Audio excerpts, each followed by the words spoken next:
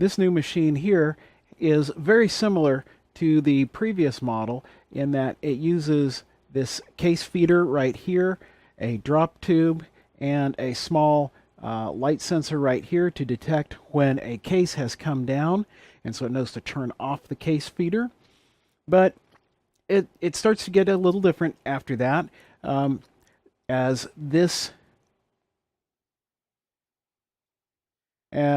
we now use an arm instead of that gantry driven by a linear screw drive.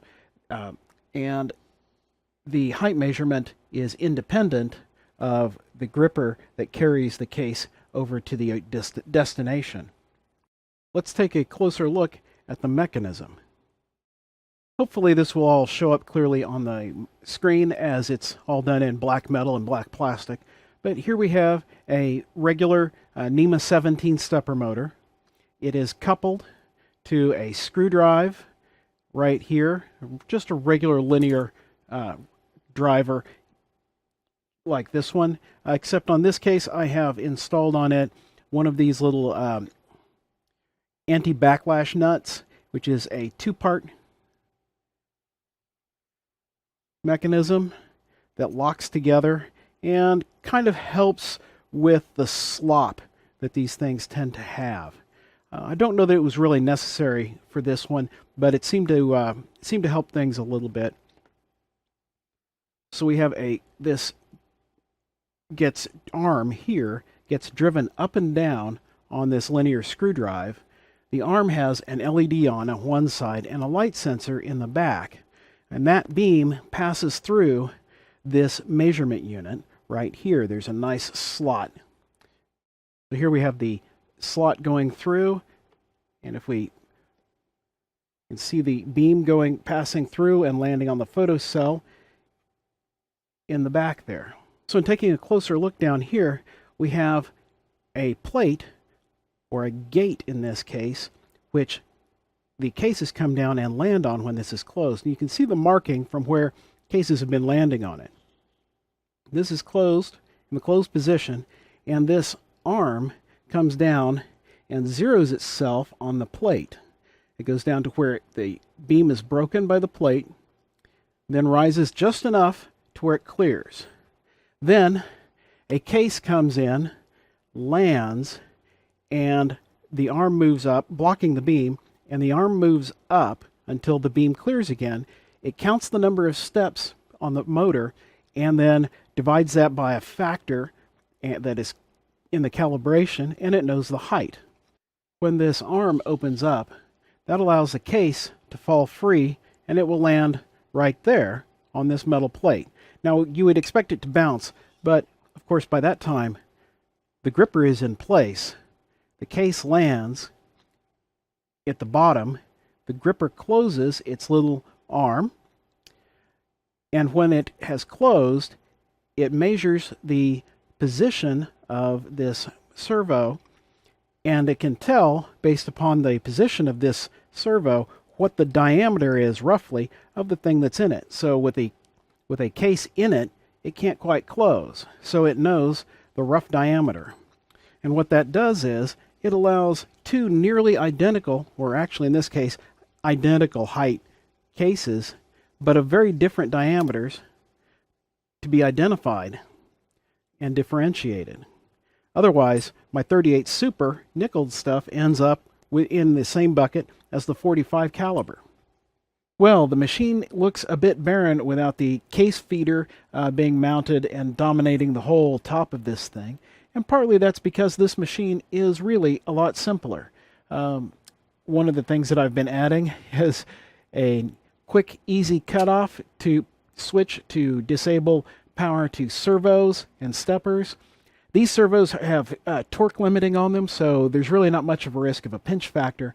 But with these, with a worm drive like this coupled to a high power stepper, you can get a tremendous amount of energy that can actually can damage and leave scars. And I actually have a couple of scars from the last machine. Now here's the little servo that controls the gate that the case is first dropped down onto, and then mounted on the back of this frame as well. is the arm. And this is an improved bracket that I came up with, and we can see it here in CAD. And this is Fusion 360. It's designed to provide a solid mount at the top and allow for a bearing to be inserted at the bottom, providing for a much stabler mount. And there's an additional arm mount right here that is also reinforced, and it is much more stable, and that reduces the amount of wiggle, at least in the first segment. I really can't move this too much, maybe just a little bit by the end. Compared to the default Dynamixel mount that you get, here you can see if I stabilize the back, this is how much play there is in the second segment. So what I need to do is to probably shorten this first one, make a better mount for this, add another segment in here that's short or shorter than this, and shorten this one up as well. That'll allow it to have a little bit better articulation and get in to this a little easier. Will also allow for a little more freedom of movement, so this could actually bend its way further back around the machine to additional buckets. Now there's a fair bit of wiring in this, as you can see over here. However, this is the part of it that causes a lot of cabling, and that is the set of buttons for learning the different drop positions for each of the cartridge types. There's a learn button, and then 8 position buttons, 1 to 3 and 5 through 8, that allows the system to be taught where to drop a different cartridge case. So what I can do is press the learn button and position the arm. So I want it to go here for position 1. It's got a little jitter in it. Then press learn again, position 2, learn again, position 3. Yep, little jitter again. And I can press the buttons. 1, it goes to position 1, 2 to position 2, 3 to position 3. All seems to work pretty well, and that corresponds to setups in the, or configurations in the program that for, say, 9mm, 40, 45, probably, I think this is 38 Super, 10mm. I know the last one is like junk, or 7 is junk. That's cases that are too short for anything, and position 8 is for too tall. Everyone always wants a little look under the skirt at a machine, so let's do that. Here we have the control switches for shutting off the power and the start button, and it's all mounted on a nice aluminum frame. This is all extruded aluminum, which I got from Open Builds, and they've been a great supplier. Prices are reasonable, at least for what I've been buying. And here you can see the back, from the back, the stepper motor, the coupler,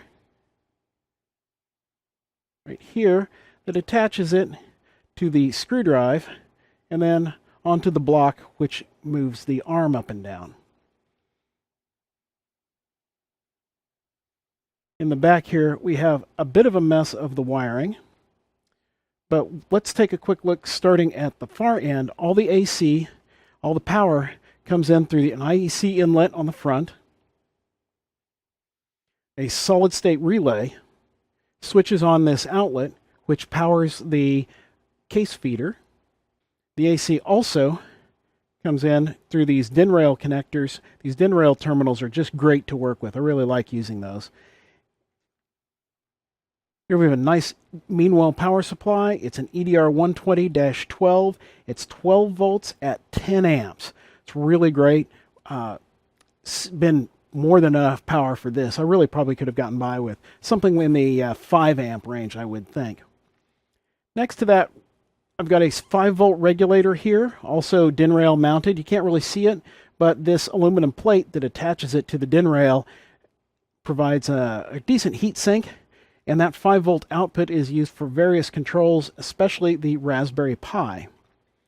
Down in here, the breakout for the ground. Orange is 12 volts, and then here we have red for the 5 volt rails. This is the stepper controller right here. And I think I've shown that one before. It's the same one I used on the old machine. And now we get into the custom circuit board. And it is just a mass of connections. There's almost nothing on it except really it's a breakout for the Raspberry Pi connection, and then provides basic capability like attaching ground and 3 volts out to LEDs for the optical sensors and things like that. So there's just not much to this circuit board here. As you can see on this schematic, there's just a few components, not much going on. This machine is really just a big pile of software with a few wires hooking together, different things together. Also on the back is the Dynamixel breakout, what they call, I think they call it a power board, and I've just gone ahead and used theirs rather than putting together my own wiring harness. Then, of course, the obligatory Raspberry Pi. Not much happening. The only accessory is the Dynamixel USB converter right here, which I've shown before. Let's take a look at the machine running in action with a bunch of buckets.